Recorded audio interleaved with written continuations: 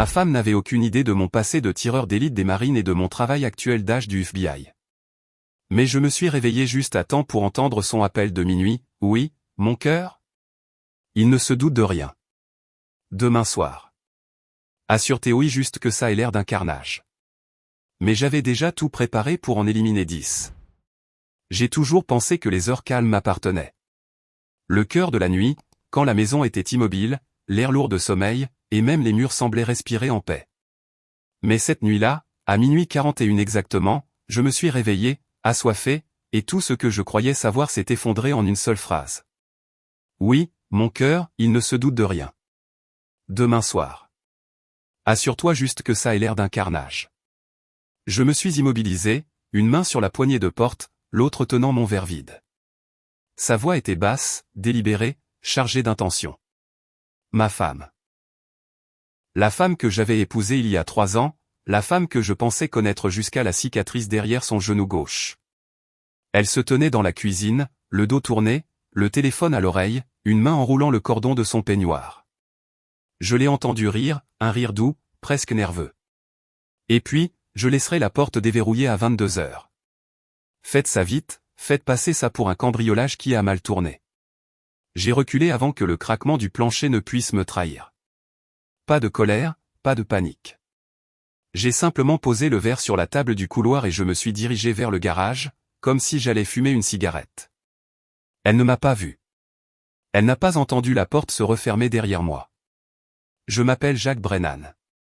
J'ai 46 ans et je suis directeur de la stratégie de sécurité pour une firme d'infrastructure mondiale appelée Valence Opération Group. C'est une couverture.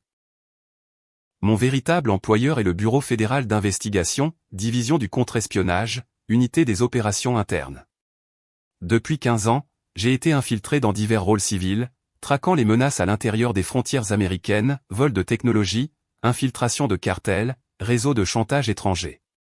Avant cela, j'ai passé une décennie dans les marines. Tireur d'élite éclaireur, déployé sur 5 théâtres d'opération, démobilisé avec les honneurs, puis discrètement recruté. J'ai vu de braves hommes perdre la vie parce qu'ils avaient fait confiance à la mauvaise personne. J'ai regardé à travers des lunettes de visée des ennemis qui souriaient la veille et égorgeaient le lendemain. Et j'ai appris, sans l'ombre d'un doute, que la première règle de survie n'est ni la force, ni la vitesse. C'est le silence.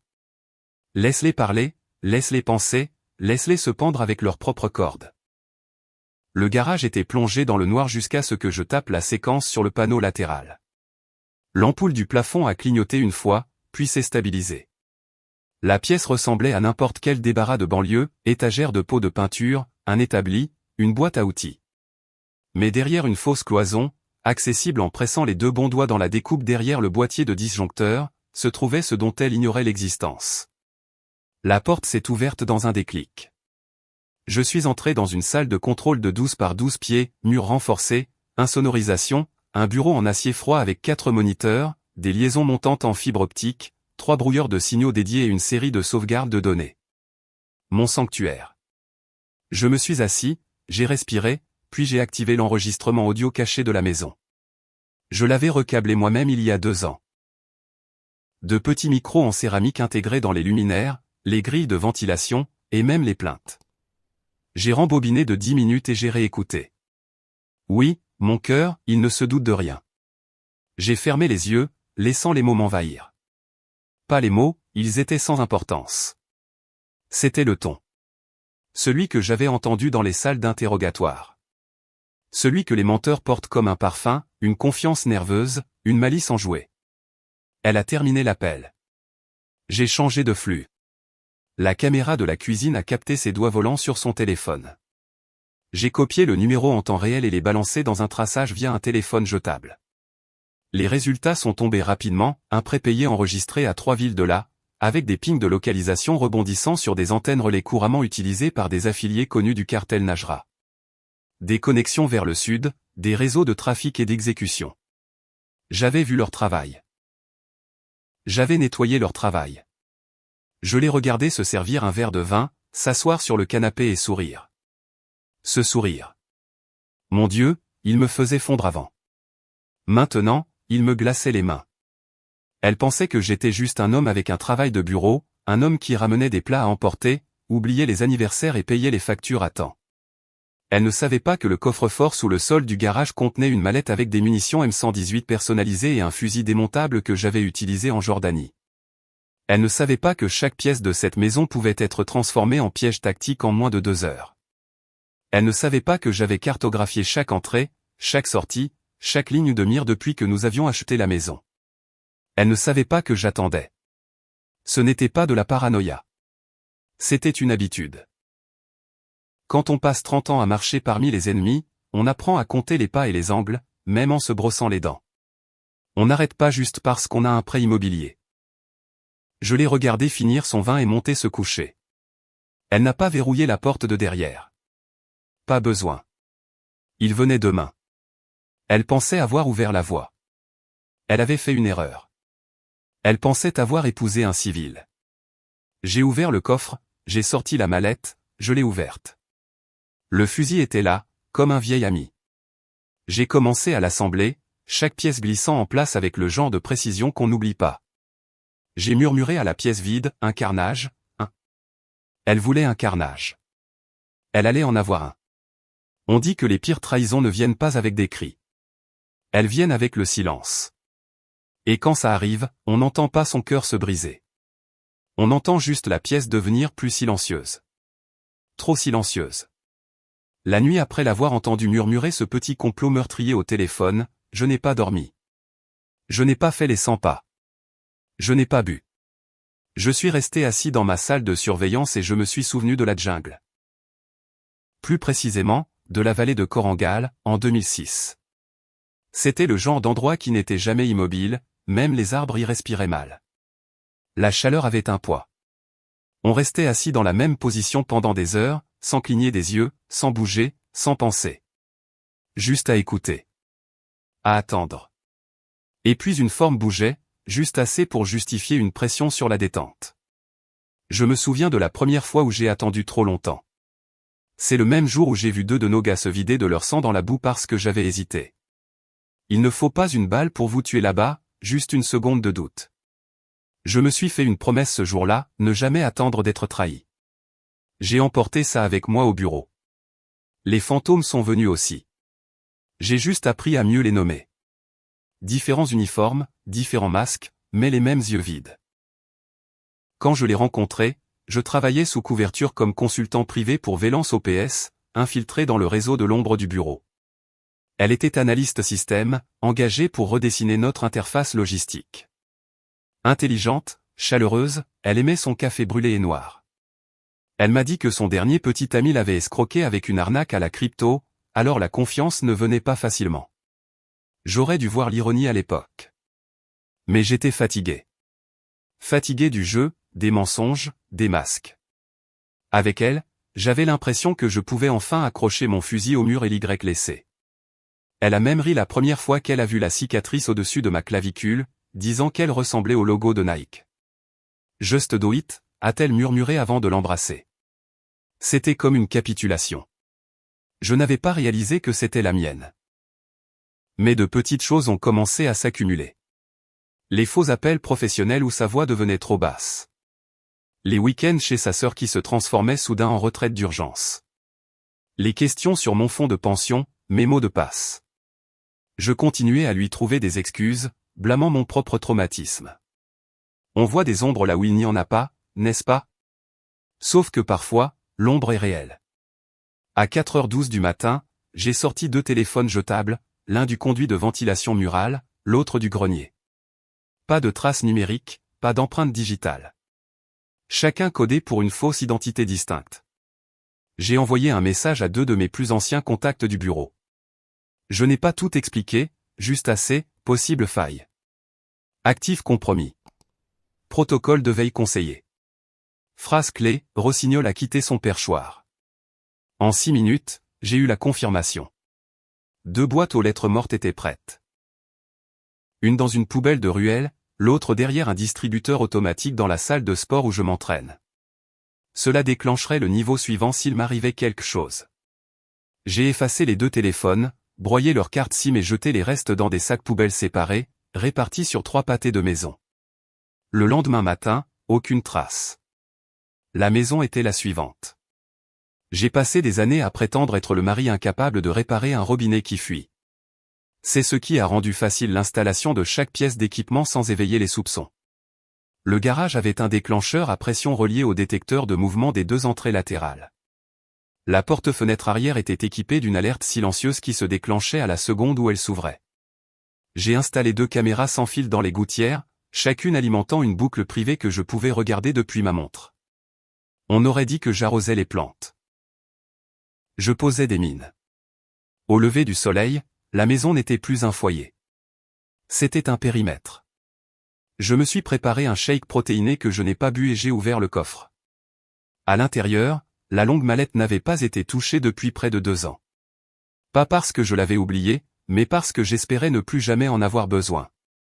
Je l'ai posée sur la table et j'ai ouvert les loquets. Le fusil m'a regardé comme s'il n'était jamais parti. Système de fusil de précision semi-automatique M110, lunettes personnalisées, munitions subsoniques, canon silencieux. Le genre de choses qu'on ne vous laisse plus prendre dans les avions, sauf si vous avez un badge étoilé et des aveux signés par le Congrès. J'ai vérifié la chambre, propre.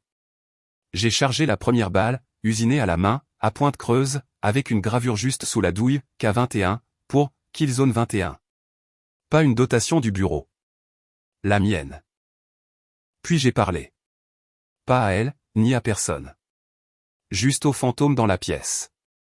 Demain, mon cœur, ai-je murmuré.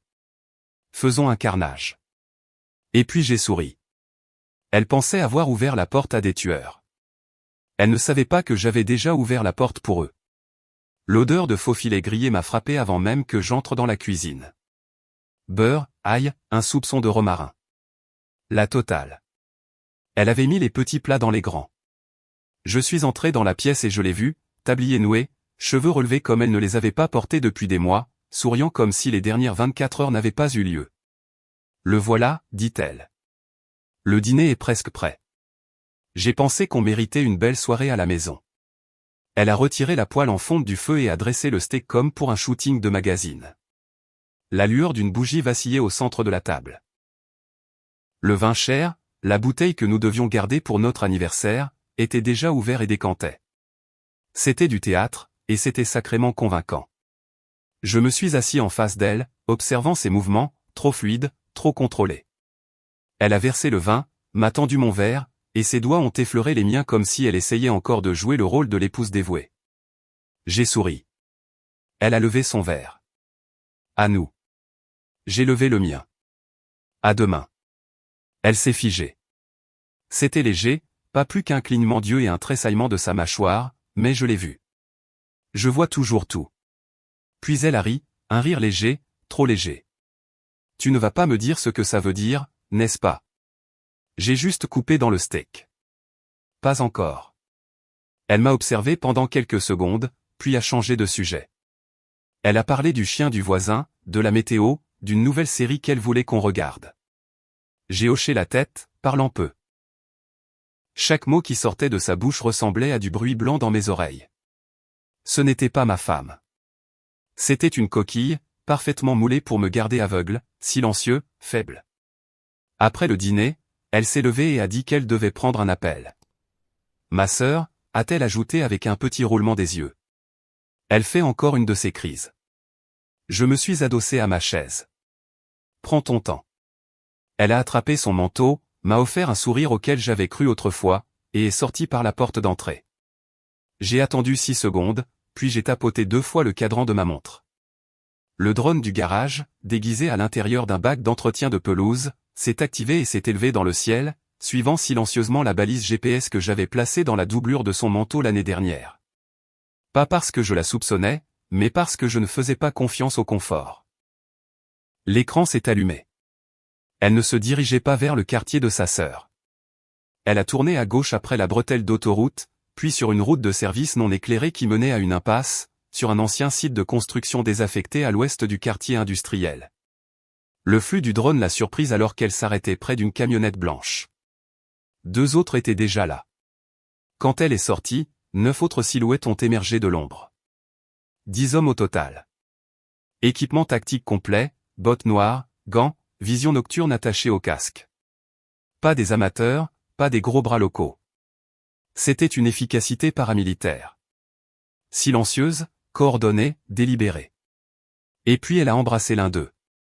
Pas un baiser chaste, pas une diversion. C'était long, familier, intime. Ma poitrine ne s'est pas fissurée. Mes mains n'ont pas tremblé. C'était quelque chose de plus froid que la rage, de plus ancien que le chagrin. C'était la clarté. La femme que j'aimais était morte depuis longtemps. Peut-être n'avait-elle jamais existé. Ce qui se tenait dans ma cuisine tout à l'heure n'était que sa peau, drapée sur quelque chose de complètement différent. Quelque chose de transactionnel. Quelque chose de létal. J'ai coupé le flux du drone et je me suis levé. Pas de mots, pas de cérémonie. Juste l'action. J'ai rouvert la mallette et j'ai glissé le fusil dans le sac à dos, démonté, d'un geste lisse, entraîné. J'ai attrapé 2 chargeurs supplémentaires, le couteau de combat incurvé et une lampe frontale à faible luminosité. Je me suis glissé par le portail latéral et dans la lisière d'arbres derrière la propriété, le chemin que j'avais emprunté 100 fois quand j'avais besoin de me vider la tête. Je me suis déplacé rapidement mais à couvert, traversant les rues de banlieue et sautant les clôtures jusqu'à ce que les maisons se fassent plus rares et que les arbres s'épaississent. La ville bourdonnait encore derrière moi, mais ici, juste après la carrière de gravier, il n'y avait que du vent et des clôtures rouillées. J'ai atteint le bord de la propriété et me suis agenouillé derrière une bande de broussailles. De là, je pouvais voir la camionnette, les sacs d'équipement, les hommes chargeant des fusils à silencieux et distribuant des oreillettes. Elle était toujours là, montrant un plan imprimé. Ma maison. Elle leur montrait les voies d'entrée, les zones des détecteurs de mouvement, l'emplacement du coffre dans le garage. Elle a même marqué l'endroit où je posais habituellement mon téléphone sur le comptoir de la cuisine avant de dormir. Elle n'a jamais remarqué que le plan avait été falsifié 2 semaines plus tôt. Le coffre qu'elle indiquait était un leurre. Les angles morts avaient des déclencheurs infrarouges inversés qui me renvoyaient en temps réel chaque signature thermique. Elle ne savait pas que la maison dans laquelle elle vivait n'avait jamais été la sienne à cartographier. Je l'ai regardé rire à nouveau, j'ai vu l'un des hommes lui taper dans le dos comme si elle faisait partie de l'équipe. Peut-être que c'était le cas. J'ai ajusté mon sac, roulé mes épaules et remonté ma capuche. La lune était sortie, mais je suis resté dans la lisière d'arbres, invisible pour quiconque ne cherchait pas de fantôme.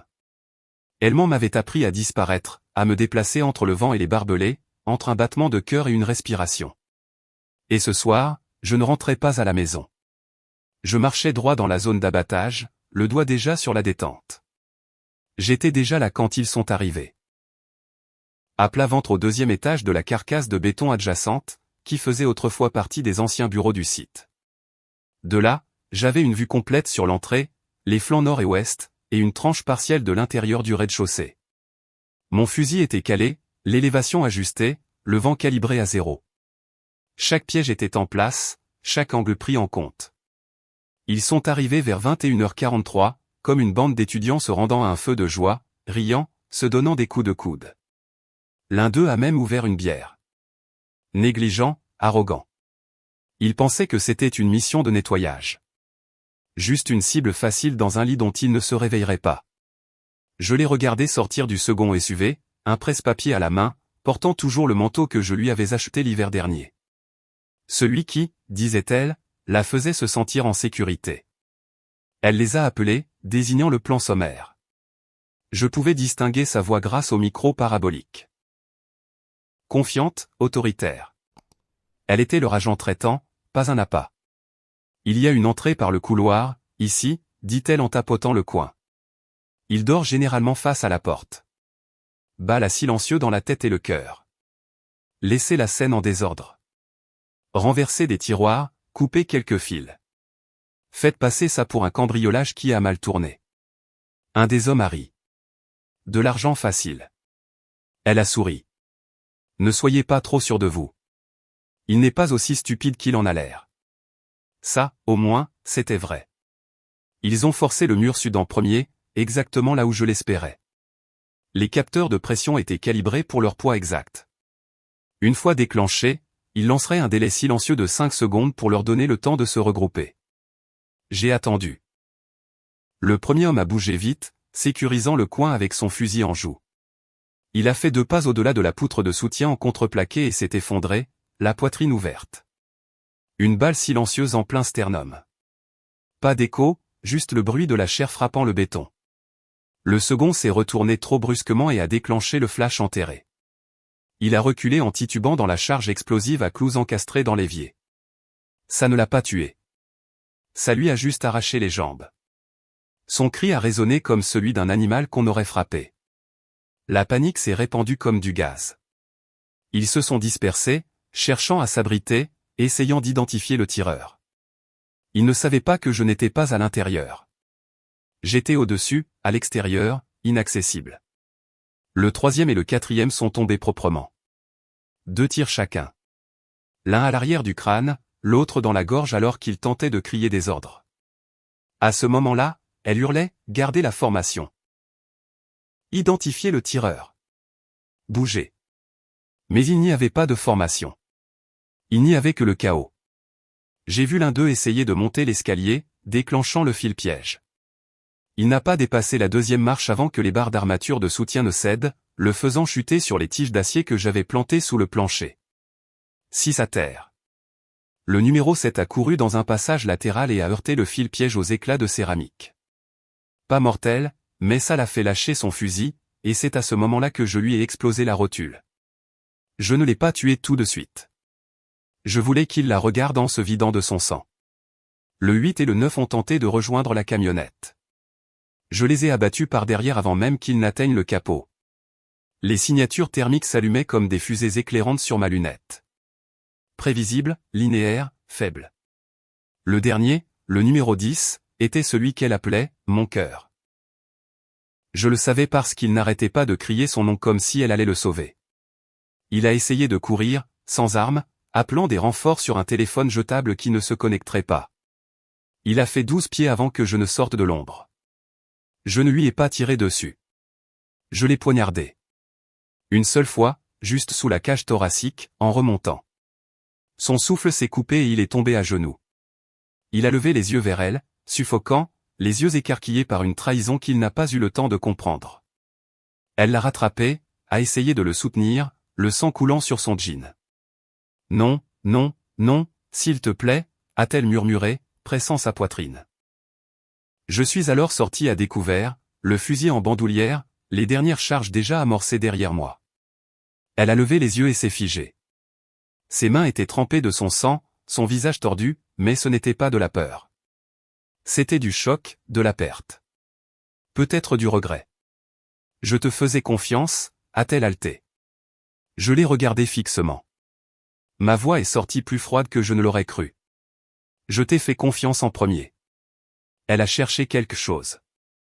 Je n'ai pas attendu de voir quoi. Je l'ai plaqué au sol, lui ai menotté les poignets dans le dos et les relevé d'un coup sec. Elle a crié et s'est débattue, mais c'était fini. Sa petite armée était finie. Il ne restait personne pour la sauver. Le minuteur tournait. 3 minutes. La fausse conduite de gaz que j'avais installée au niveau inférieur fuyait déjà. Le temps que quelqu'un trouve cet endroit, ce ne serait plus qu'un cratère fumant avec 10 cadavres non identifiables et aucune trace de moi. Elle était la seule chose que je laissais derrière, et même elle n'était qu'un dernier détail à régler, en attente de son transport. La salle de débriefing était stérile, sans fenêtre, et bourdonnait de ce faible bruit fluorescent qui me donnait toujours la chair de poule. Le sceau du bureau était accroché au mur, plus comme un avertissement qu'un symbole. 2 caméras dans les coins opposés, une vitre sans teint derrière laquelle se trouvaient probablement 2 analystes et un chef d'équipe, m'observant comme si c'était moi qui étais interrogé. Elle était assise en face de moi, les poignets menottés à la table boulonnée. Elle n'avait pas parlé depuis le trajet. Ni supplication, ni rage. Juste un silence vibrant de choses non dites. Mon contact est entré. L'agent Mendez. Nous avions travaillé ensemble sur 2 opérations, une à Chicago, une à Tucson. Vif, digne de confiance, il ne posait jamais de questions dont il n'avait pas besoin des réponses. Il m'a fait un signe de tête et a dit « On prend le relais à partir de maintenant ». Je me suis levé sans la regarder, mais j'ai senti ses yeux sur moi. Pas doux, pas brisé. Juste plein d'une haine silencieuse. C'était bien. C'était juste. Ils allaient la traiter dans le cadre de l'opération Glace Veil, une enquête approfondie sur les réseaux d'infiltration de cartels utilisant des actifs civils pour épouser et compromettre des agents des forces de l'ordre. Il s'est avéré qu'elle n'était pas juste une femme qui m'avait manipulé. Elle était un rouage dans un engrenage bien plus grand, un nœud de recrutement, un agent traitant, et si ces messages étaient exacts, la gardienne d'une liste de cibles de 3 douzaines de noms. Je n'étais qu'un galop d'essai. Mendez a détaché sa chaîne, l'a mise debout et l'a fait sortir sans cérémonie. Elle n'a pas regardé en arrière. Moi non plus. Personne ne m'a félicité. Pas de citation. C'est comme ça que ce travail fonctionne. Quand on le fait bien, personne ne sait qu'on a été là. J'ai signé les derniers documents et je suis sorti par le couloir du garage. Le soleil du matin m'a frappé comme un couteau dans les yeux après des heures sous terre. Je l'ai encaissé, clignant des yeux pour dissiper la brûlure, et j'ai marché jusqu'au bord du parking où mon camion attendait. Dans la boîte à gants se trouvait mon téléphone, le vrai. Toujours éteint, toujours intact depuis que j'avais initié le dépôt de contingence 3 nuits plus tôt. Je ne l'ai pas allumé. Pas encore. À la place, j'ai conduit vers l'est, au-delà des limites de la ville, au-delà du périmètre de couverture, dans les terres de broussailles que plus personne ne patrouillait, là où les routes se fissuraient et s'effaçaient et où le vent n'oubliait jamais de souffler. Je me suis arrêté près du kilomètre 212 et j'ai marché le dernier tronçon. Mon équipement était toujours caché là où je l'avais laissé, sous l'arbre creux, dans un sac étanche emballé 2 fois et scellé contre l'humidité. Le fusil a été démonté, nettoyé, réassemblé en quelques minutes. Mes mains connaissaient le rythme comme une prière.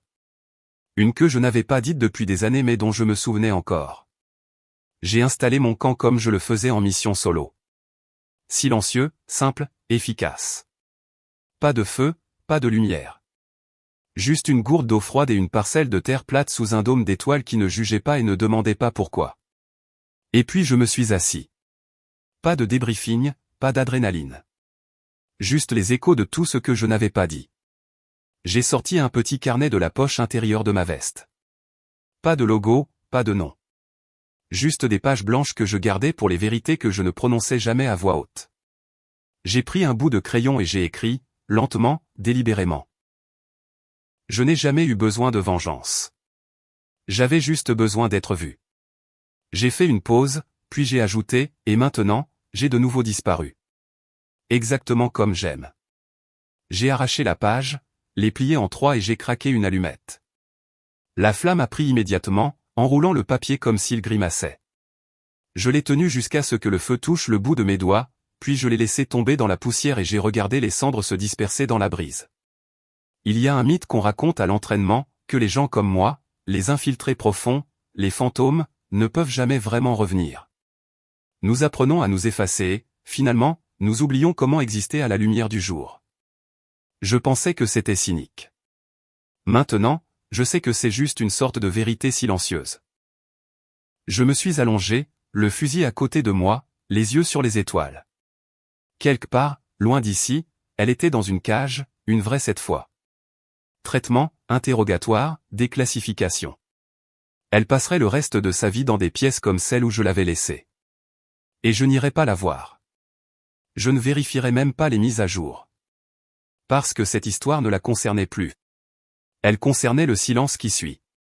Celui pour lequel je m'étais entraîné, celui dans lequel j'avais vécu.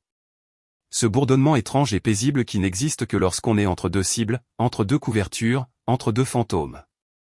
Je me suis levé juste avant l'aube, j'ai mis mon sac sur l'épaule et je me suis tourné vers les collines.